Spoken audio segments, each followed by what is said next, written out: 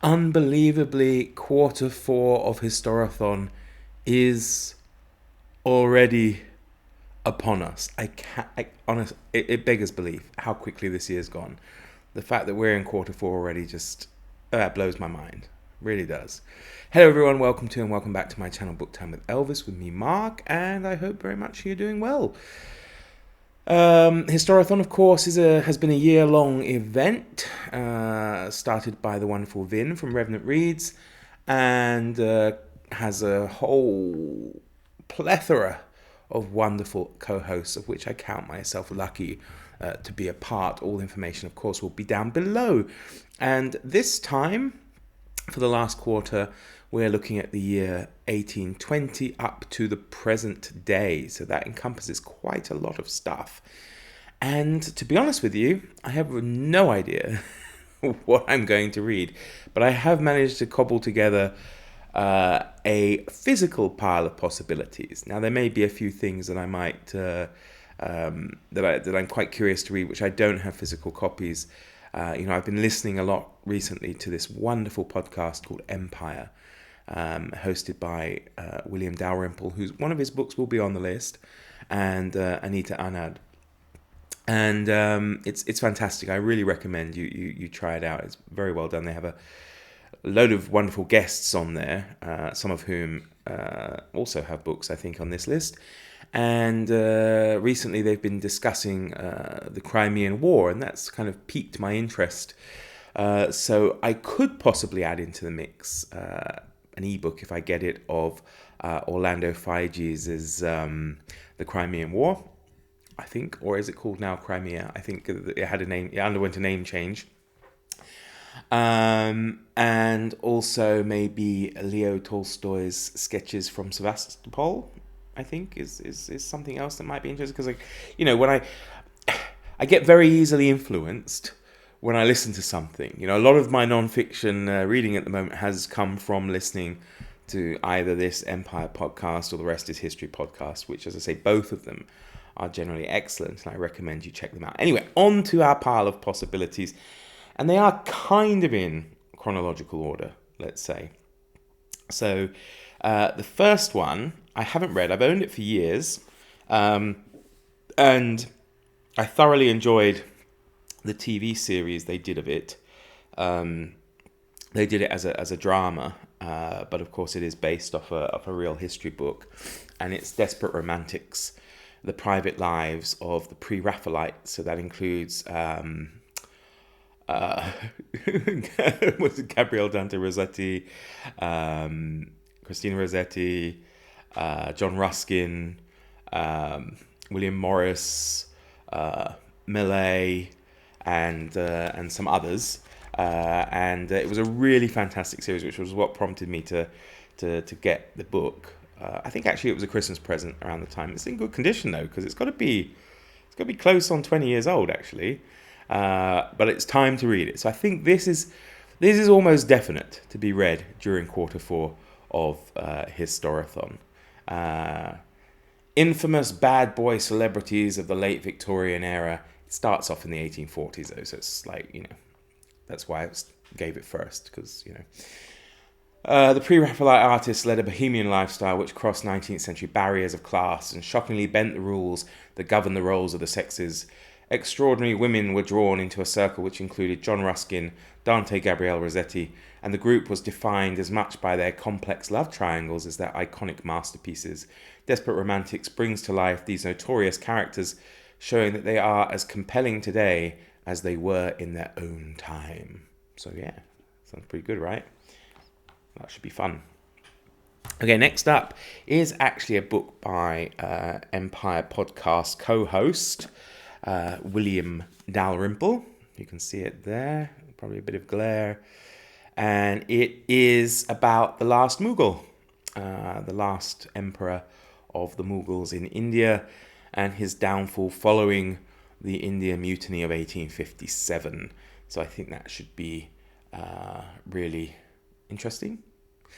He's great anyway. I've read a few of his others, and I always liked him as both a historian and a travel writer. In Rangoon in November 1862, an anonymous coffin is buried in eerie silence and the turf carefully replaced to disguise the spot. So ended the life of Bahadur Shah Zafar II, the last of the great Mughals. Zafar was a remarkable poet who turned Delhi into a city of cultural brilliance and learning, but in 1857 his capital became the centre of the greatest anti-colonial uprising in history, which on defeat was reduced to a battered empty ruin.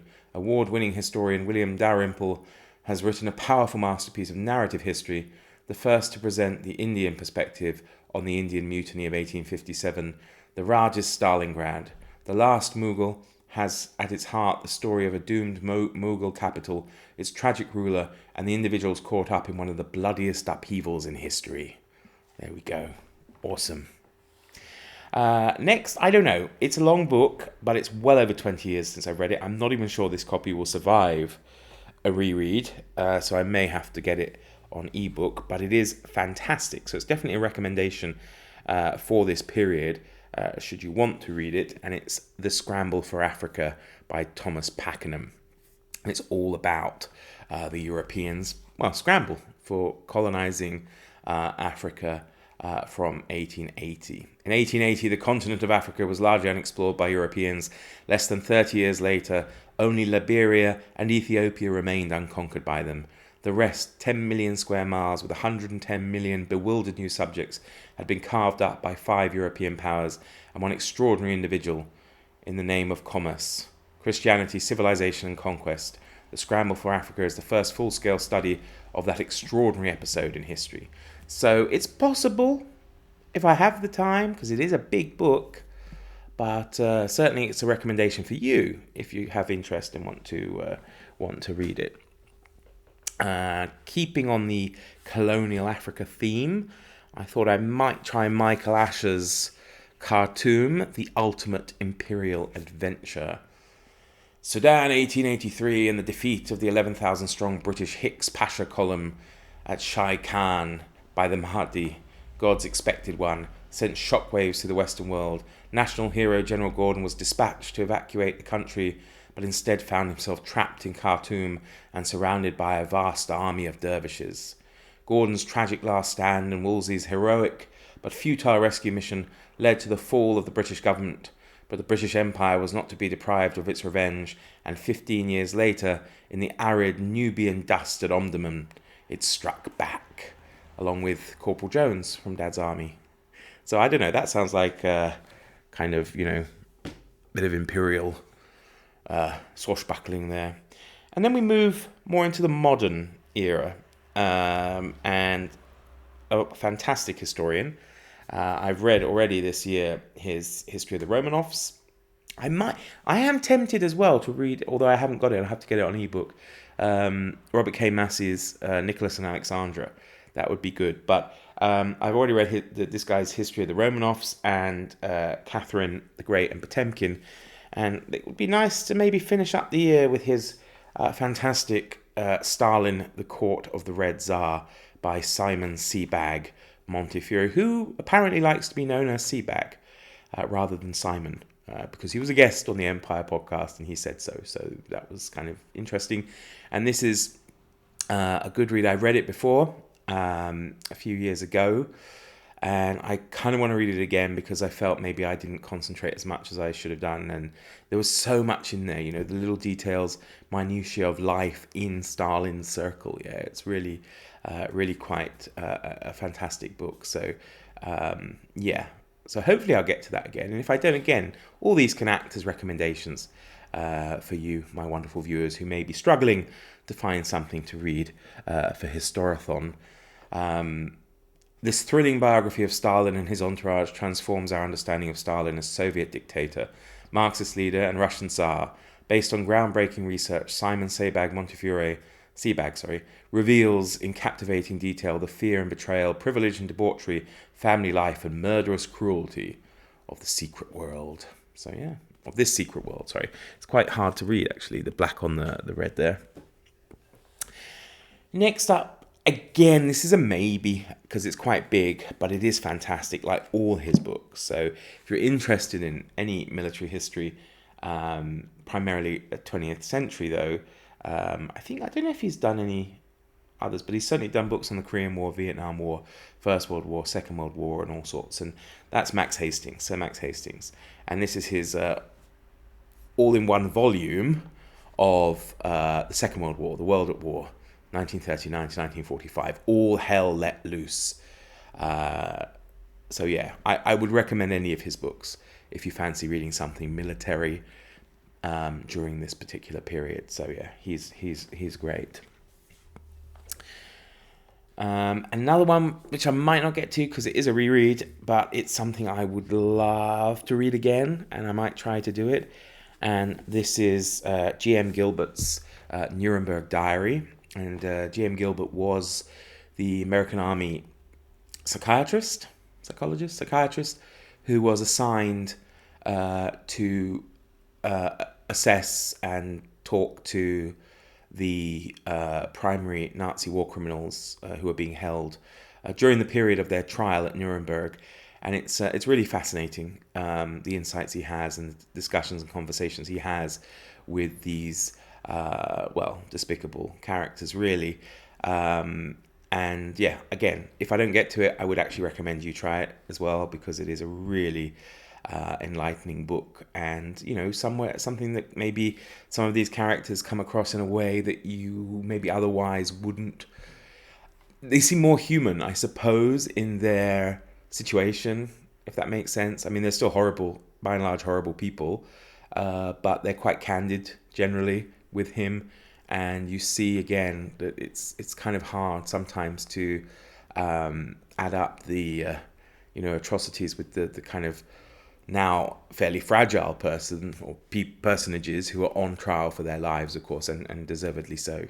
But yeah, it's an excellent, fantastic book, that. Another one which I will definitely get to because it's short, and it's I Flew for the Fuhrer, the memoirs of a Luftwaffe fighter pilot, and this is quite a classic of World War II aviation by Heinz Nocher. And yeah, introduction by Richard Overy, well-known historian there, and this is just his diary or memoirs of flying in the Luftwaffe, because of course not all soldiers and airmen and naval officers were actually Nazis. We like to say they were all Nazis, but of course they didn't necessarily all agree with what was going on. It was just, unfortunately, they went along with it. So I think sometimes we're quite keen to tar everybody in Germany as a Nazi, but there were plenty of officers in the Wehrmacht and whatever who wouldn't have agreed with the things that were done, although they bear responsibility by not doing anything against it. But yeah, this will be great.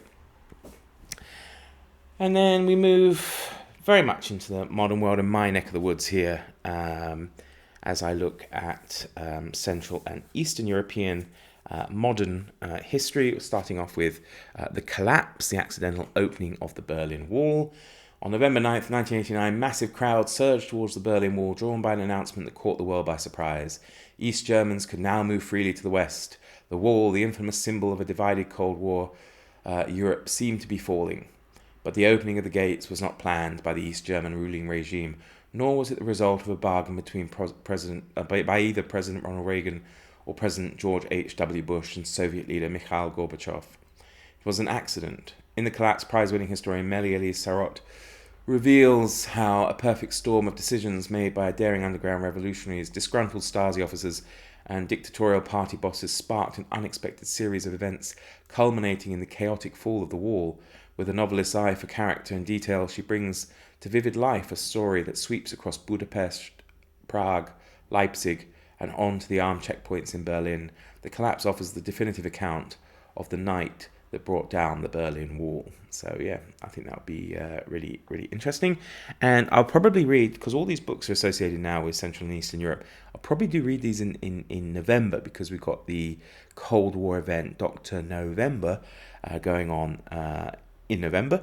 So I think that will fit in nicely. Plus, of course, the reason I chose it for the Cold War event is that November is the time all this kind of stuff happened back in 1989.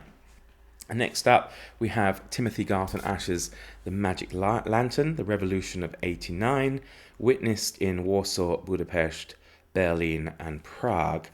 Now, Timothy Garton-Ash wrote a fantastic book, which I heartily recommend you check out. I thought I have it here somewhere, but I don't see it. It's called The File, and when he was a young student, he got a chance to study in East Berlin, and when the wall came down, he went back there and looked up his Stasi file to find out, who was a genuine friend and who was spying on him, and it was really interesting book, and I recommend that. But this looks really good as well, and it's about his experiences as a journalist, I suppose, at the time.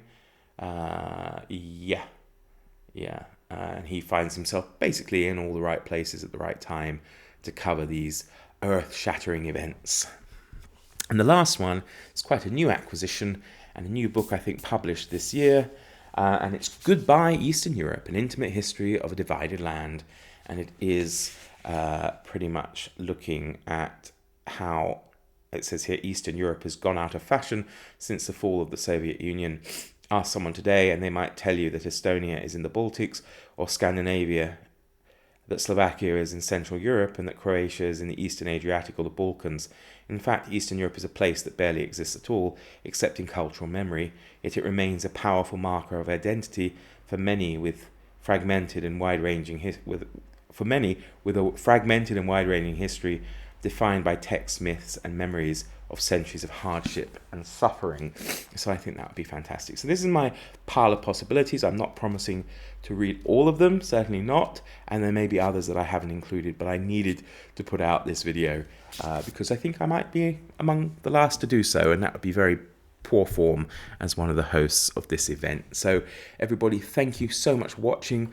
Do let me know in the comments if you're taking part, of course, in Historathon. Maybe you just choose to take part in this particular quarter, and what you may plan to read for that. So everybody, do take care. Have a wonderful day. All the best. Bye-bye.